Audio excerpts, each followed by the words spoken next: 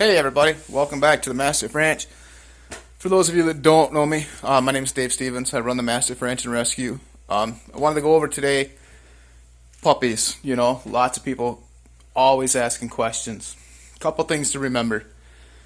Research the breeders, whoever you choose to go with. Things they should always offer you without hesitation are their pedigrees and the health testing of every dog you want to buy. My dogs that I've bought in the past all come with full health testing guaranteed. When you're looking for a breeder, it's a two-way street. It should feel like you're doing an interview of them and they're interviewing you. A good breeder doesn't place their pups just anywhere. Just doesn't happen. Couple things to remember. Setting your pup up for success once you do have one. You want to start them out on a good adult food. Puppy food is not formulated for English Mastiffs. Can create a lot of growth issues in puppies. Makes them grow too fast. Can lead to twisted joints, ligament issues, all sorts of things. So, that being said, what you need is a high quality adult food. And personally, I like to research my foods on Dog Food Advisor. They're pretty thorough. 4-star adult food. Protein, 19 to 24%. No more, no less. Stay in that little area, you'll be good to go. Another key thing, calcium and phosphorus. You want a 1-to-1 ratio or just slightly less calcium. Keep the fat at 14 or below. Now, a lot of people at this day and age are getting away from processed dog food and feeding raw. If that's for you, do the research. It's a good thing. It's a lot healthier for the dogs. Unfortunately, with the number of dogs that I have, I can't do it. It's just too much time out of a day.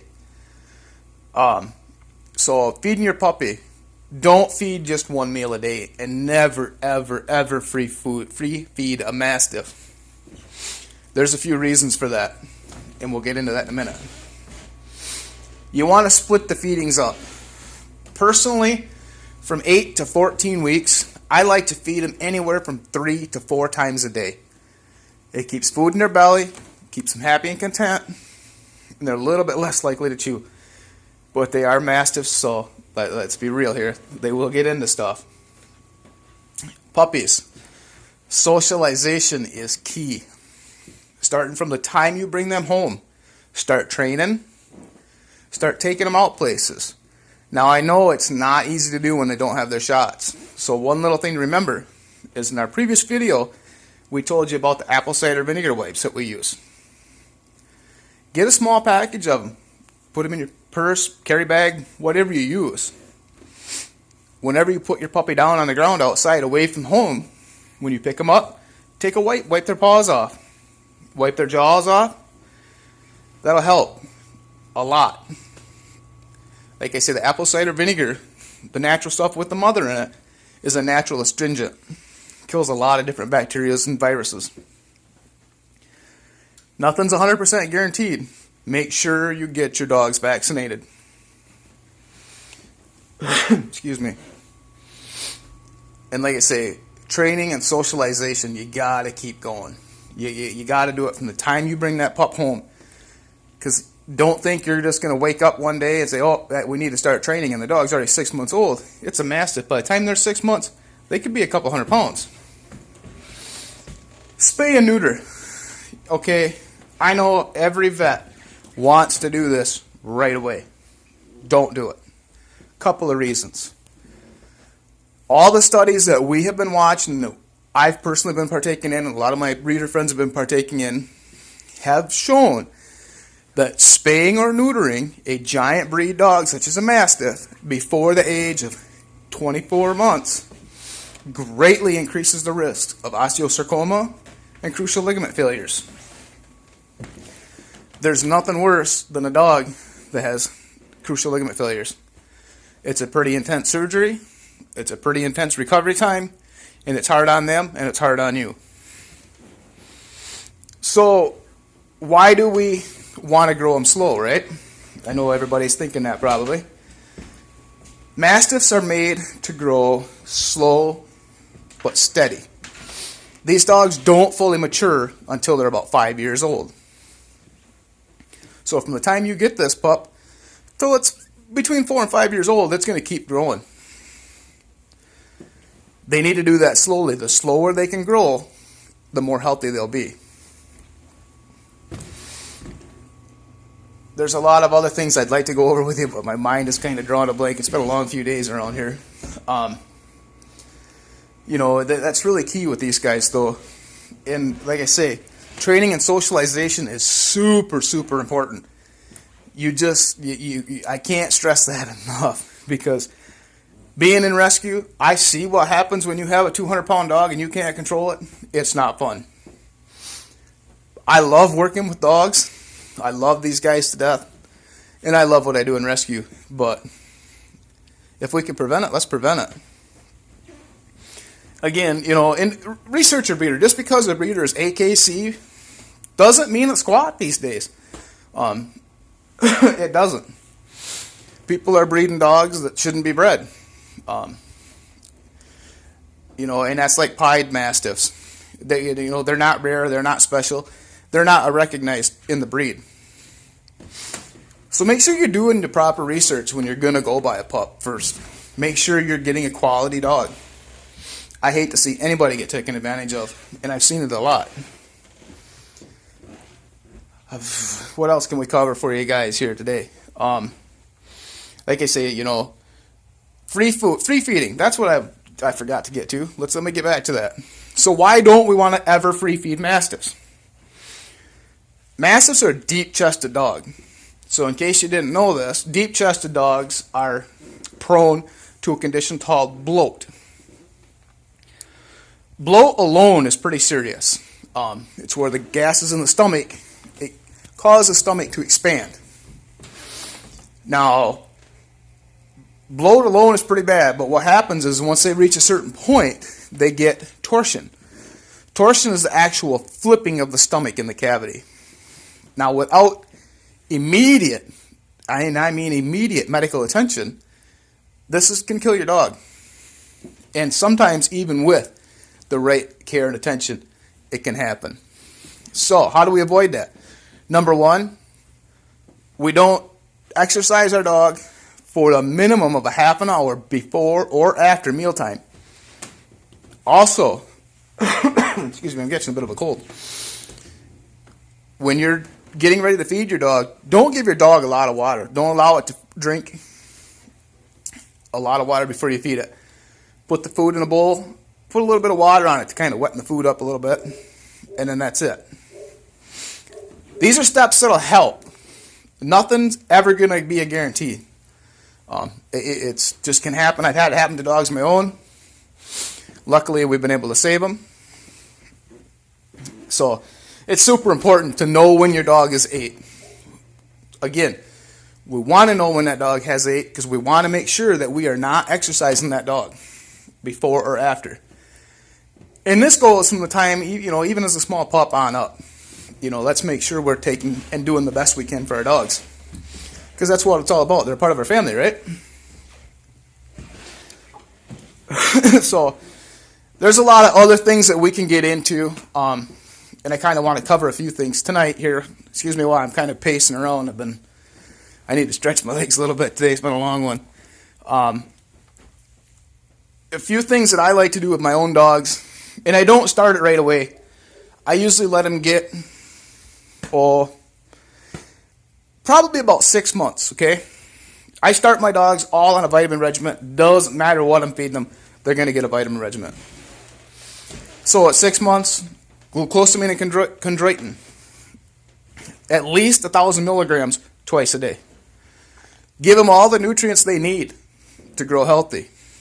Vitamin D, 1,000 units once a day. Vitamin E, 400 units. Now, I like to do that kind of every other day. Everybody's got a little different opinion on it. Every other day I found works pretty good. Vitamin C. I personally like the vitamin C with rose hips in it. and biotin. Biotin helps create good, healthy skin, coat, and strong nails. Sometimes, especially in the wintertime in Michigan where I'm at, ground gets hard and froze, dogs split their nails, can create quite a headache. So we give them the biotin, gives them a little stronger nail. And those are all things you can do, and they're relatively cheap. It's just stuff, I go buy it, it's human vitamins. Same stuff I've taken, the dogs take. Again, coconut oil in their food helps. You know, start them out slow though if you're going to do that. Like a half a teaspoon a day. Kind of work them up to where you're giving them a couple tablespoons twice a day. Coconut oil's got a lot of benefits to it, guys. A lot of benefits. So you got a puppy. Congratulations if you did, by the way. Mine's almost 2 years old now. I'm about ready for a new one. Lots of things we can do for them. If you guys have questions, again, feel free to email me, mastiffranchandrescue@gmail.com. We also have a Facebook page, Mastiff Ranch and Rescue LLC. I'm always available to help. I'm always available to answer questions. I love to share my experience with everybody else. I've made a lot of mistakes. Sometimes that's the best way to learn, right? What else do we want to cover? Okay, if you have a dog, say this is something else that everybody should know this.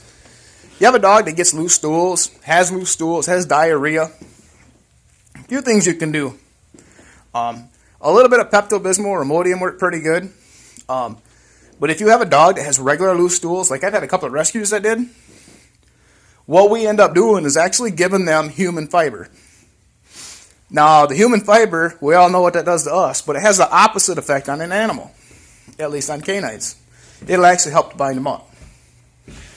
Another thing you can do is give them pumpkin. Now, I've had mixed results with pumpkin. It can go either way. So, the human fiber has always worked for me. Sometimes it takes a little while to get it in their system, but it always works.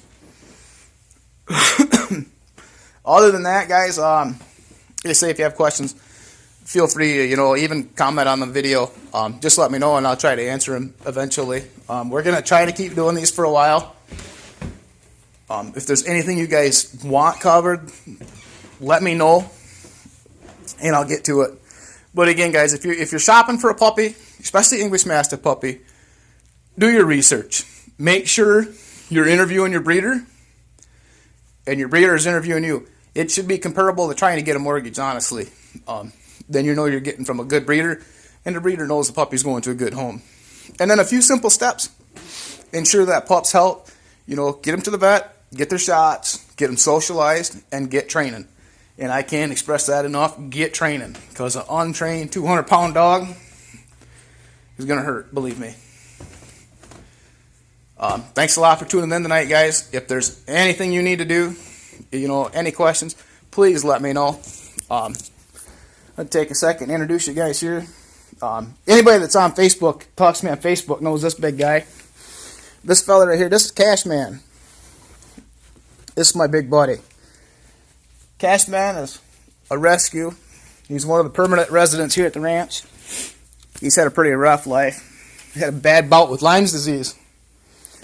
So now he's on special meds for the neuro issues from that. One thing I can't stress enough, all my dogs now, because of the rescues that I've had to deal with Lyme's disease, get the Lyme's vaccine. It's worth it. It honestly is. Like I say, guys, good luck. I'm glad you decided to tune in. Glad you're looking at English Mastiffs. I'll never condone anybody for wanting to buy a pup, believe me. Everybody deserves that, right? I'll only ask you one thing. Please consider a rescue too, because they're some of the best dogs around.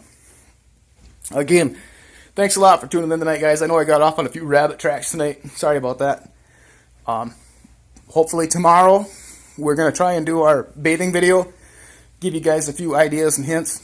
Some different things. So again, questions, comments, let me know, guys. You want to know something I haven't covered yet, something you feel is important, let me know. We'll get right on it. Thanks a lot, guys. Have a good day.